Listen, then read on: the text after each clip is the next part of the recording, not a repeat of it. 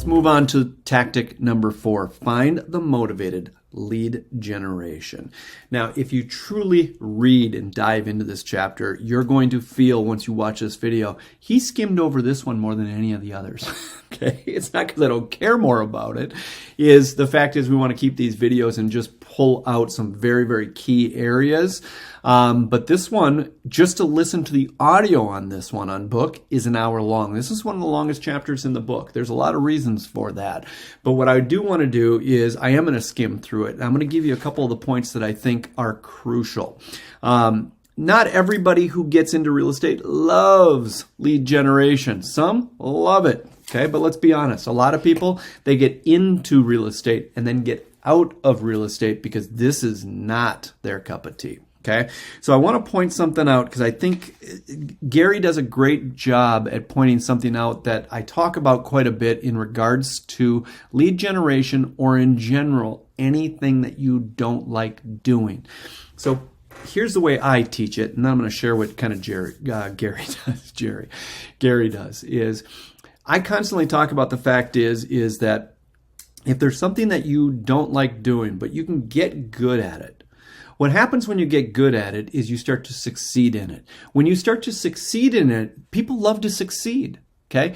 You don't love doing something, but you built up a skill set because you know you don't have a choice and you got good at it. And all of a sudden, because you got good at it, you started succeeding at it. It's hard to hate success. So now you start succeeding at it, you get better at it, you succeed more often. What you didn't like before, you're starting to get the rewards from, and you're starting to enjoy the rewards of that success. And all of a sudden that becomes something you don't mind so much anymore because it's constantly bringing you rewards, bringing you accolades, bringing you to the goals that you were setting. Okay?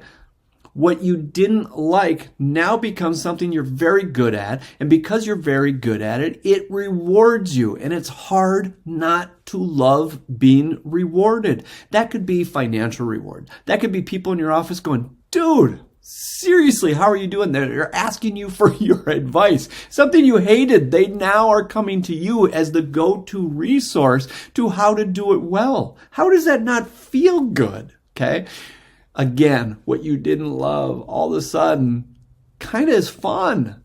And that's kind of where I was when I started the business. I didn't love lead generation. In fact, I'm going to tell you something that I don't think everyone in real estate loves to hear, but I'm being honest. When I got into real estate, I didn't like lead generation so much that all I heard in every class I took was, draw out your sphere. Okay? Know who your sphere is and go after your sphere. I hated lead generation so much, I didn't want to talk to anybody that I knew. Because I didn't want to talk to my parents. I didn't want to talk to anybody else, knowing I didn't know what I was doing. And if I failed, I would have to see them. This is always the vision in my brain. I would have to see them across the table at Thanksgiving, knowing I was no good when they needed my help. Okay? I don't know why that made me so uncomfortable. I couldn't stand it. I'm not saying it's right. I'm saying it's real. Okay, that was very real for me. So what I did is I decided that I would only work with people I've never met before.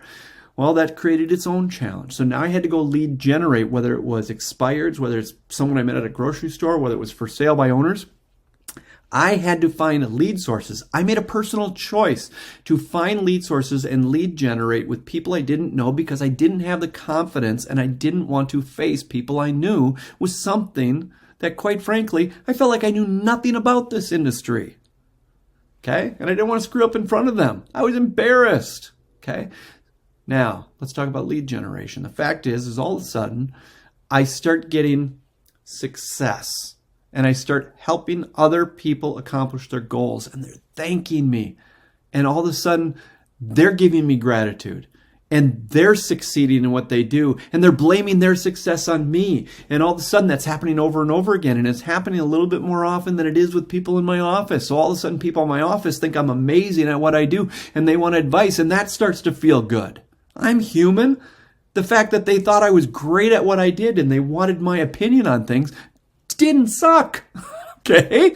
So all of a sudden, the things that I loved, the things about seeing people succeed, the things about helping other people succeed, all those types of things came out of something I couldn't stand doing. That alone made me kept lead generating even more and more. And all of a sudden it became something I was having fun with. I was laughing while I was doing it rather than cringing going into it. So what Gary says here is, and I really, really appreciate his honesty on this, is he talks about, let's face it, lead generation to find potential customers just might not be your favorite business subject. Okay. And then he goes into the fact that he couldn't stand it. But what did happen in the end was the more I did it, the better I got, the more I liked it. Amen. So that's the first part of this chapter I wanted to share with you, is that Gary's personal experience that he shared in here, 110% is my personal experience. I'm not saying it will be yours. I'm saying it's not an uncommon story. Get past what you're afraid of. Learn how to do it very well. If you learn how to do it very well and you get very committed, you get right, you get real and you get right, you get educated, you practice. Now when you get real and you get right, then you actually get your mindset right and then you put it into action. Do you see how one tactic follows another here that we've been on so far? Then you take those actions. Those actions create a certain kind of result. When those results are positive, it's hard not to feel good about that. And if you keep that cycle going, what you couldn't stand before may just end up being your strength. Okay? It just may end up being your strength. I haven't marketed for any type of business I've done in years and years and years and years and years and years. Okay? Because the way that I connect with people now is so natural. It isn't an effort. It's not like I'm, Slick Willie and trying to lead gen and everything else like that. What I do just feels like such a natural part of me at this point. It almost feels as if business comes my way, whether I'm looking for it or not at this point. And it can get to that point. Then all of a sudden referrals start happening. So then it literally does come to you, whether you're doing something or not. Okay. I just wanted to give that example because Gary gave it, and I'm telling you, it is my life story. Okay. So don't think it can't be yours if you don't love lead generation. The next things I want to point out, and we're not going to spend much more time on this chapter. I felt that one thing is so, it's so powerful because it's really possible for just about anybody. It's not just mine and Gary's story. It's amazing. Next thing is he goes through these three kind of step 1, step 2, step 3. Okay. And the first one that he says is stop doing what doesn't work. What do I want to point out about that? He mentions it very, very briefly, is tracking. Okay. He mentions the word tracking in there. I want to hammer that home. Stop doing what doesn't work. Maybe you have great self-awareness and you're kind of paying attention to what's working and what's not working so you can make those decisions. The average agent, we have so much going on. We have to talk to so many different people. I'm just telling you right now, you need to track what you're doing. Track how many leads that you're bringing in through lead generation. Track how many of those people you're actually getting in contact with. Once you track how many people you're getting in contact with, track how many of those convert into an actual appointment. Based on the appointment, track how many appointments that you had to how many buyers and sellers you actually took. Based on how many buyers and sellers you took, track how many of those converted into a closing. All of those things. You track those things. No ifs and buts about it.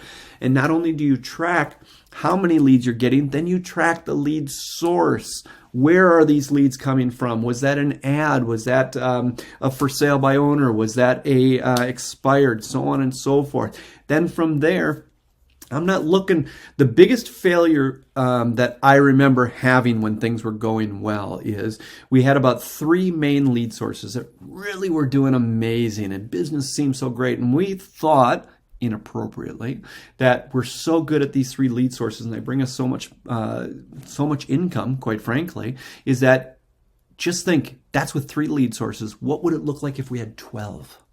Okay. Huge mistake. Huge. So then we started spreading ourselves so thin, the 3 that were really effective were no longer getting the time and attention that we needed.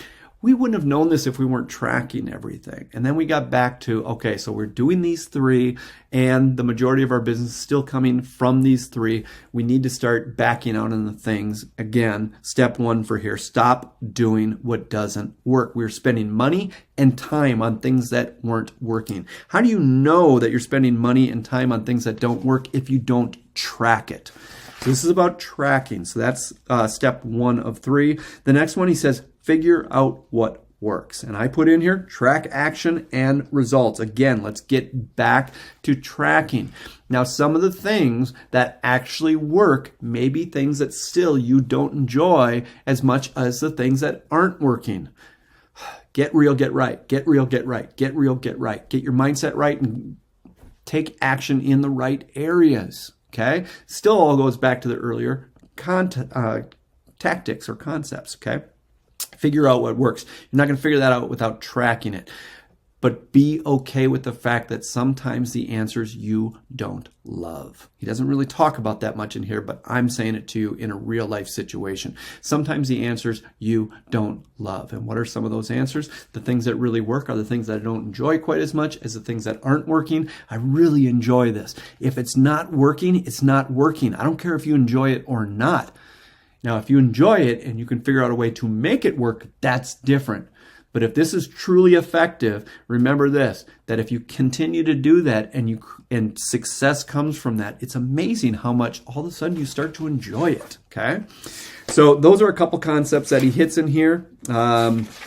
I don't think I'm going to cover much more other than the fact that I would say spend a little time on understanding the difference between prospecting and marketing. I am going to highly recommend that you get hardcore honest with yourself. What is the difference between prospecting and marketing? And the second one, he doesn't use this terminology in here, but I think you know what I'm talking about, is what are you doing in your marketing? Marketing is not marketing, okay? When he talks about the difference between prospecting and marketing, then I want you to take your marketing and get hardcore honest. Is the marketing that you're doing, you're thinking of it as marketing? So that's a good thing. You want to market yourself.